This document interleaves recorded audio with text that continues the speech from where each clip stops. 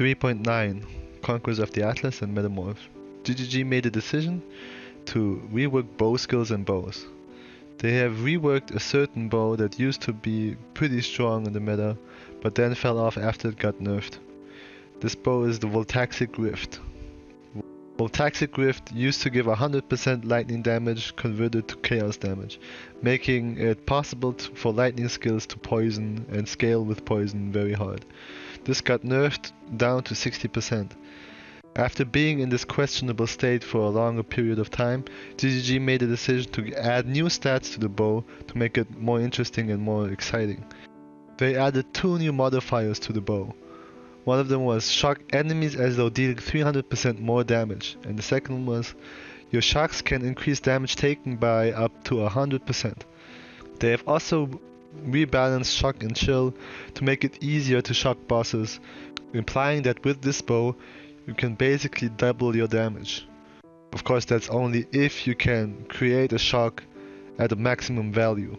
So in order to make things easier, I've decided to play an Elementalist, because the Ascendancy Beacon of Ruin will give you a base shock of 15%. And if I understand this mod correctly, the mod that says shock enemies as though dealing 300% more damage, the 15% shock from Beacon of Ruin should be multiplied by 3. Now this is without any shock effectiveness.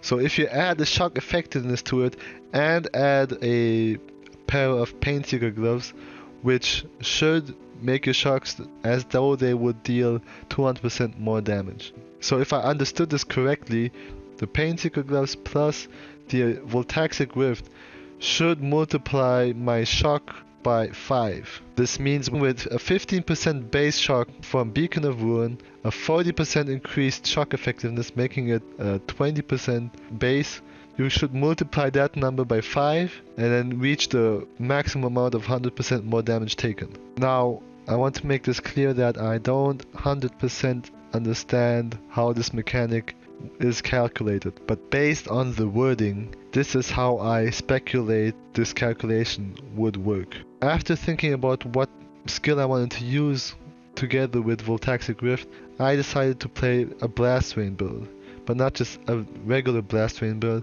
I tried to cast on crit, desecrate and detonate dead. The high base damage and cast rate with cast on crit should make it a very strong build, but I wasn't quite sure, so I tried it out and made a new character. This is the Elementalist Blast Rain cast on crit detonate dead build.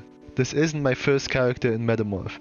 I wouldn't suggest this as a league starter either, because it takes too many items to getting it to a level where it's playable. So I tried leveling as a bow character and a witch, but I soon realized that the problem with bow characters or bow leveling is that you have a good clear speed, but your single target is just garbage. And this led to the decision to switch to Abrath's Hooves, because using Abrath's Hooves as an Elementalist is a very easy way to level and get you into maps.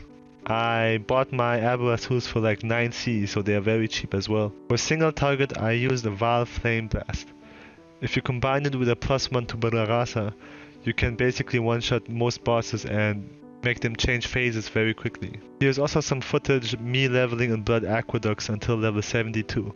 Using the Abrath's Hooves together with the Val Flame Blast for blue pack mobs, I was able to gain 300 million XP per hour until level 72. After reaching that level and getting all the essential gear together, I switched to the cast on crit build, and it was actually pretty good in the low level maps. It leveled relatively quickly, the clear speed was decent and the single target was decent as well. So it was actually fun getting all the way up to level 90.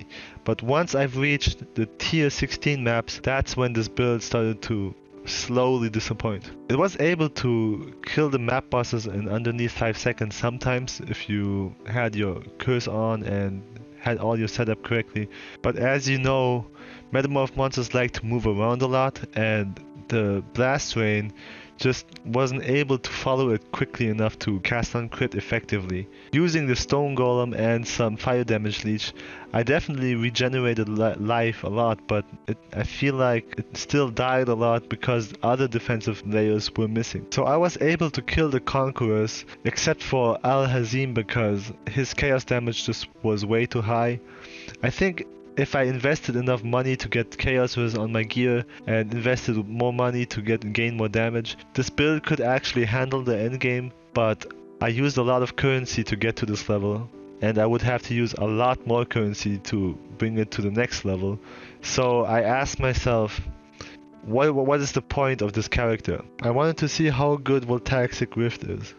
So I chose an ascendancy that could maybe bring out its full potential. I played around with Path of Building a little bit to see how I could bring my character to the next level, yet Path of Building has some issues. For example, Path of Building isn't able to calculate the new Voltaxic Rift 50% more damage taken. I've created an item in Path of Building that had 10,000 increased shock effectiveness. I then equipped that together with the Voltaxic Rift and I've seen no damage change at all. It also doesn't calculate the golem buffs correctly. So when I put on and take off the ascendancy node for the extra golem and extra golem effect, my damage numbers don't change at all. So I threw in a few new items using different mechanics such as Wave of Conviction and an additional curse, or maybe even Cover and Ash. Together with good 4-stat jewels, you could potentially raise this character's defenses and DPS to a point where it's actually acceptable. I then theory crafted really quickly another version of this build using a chief.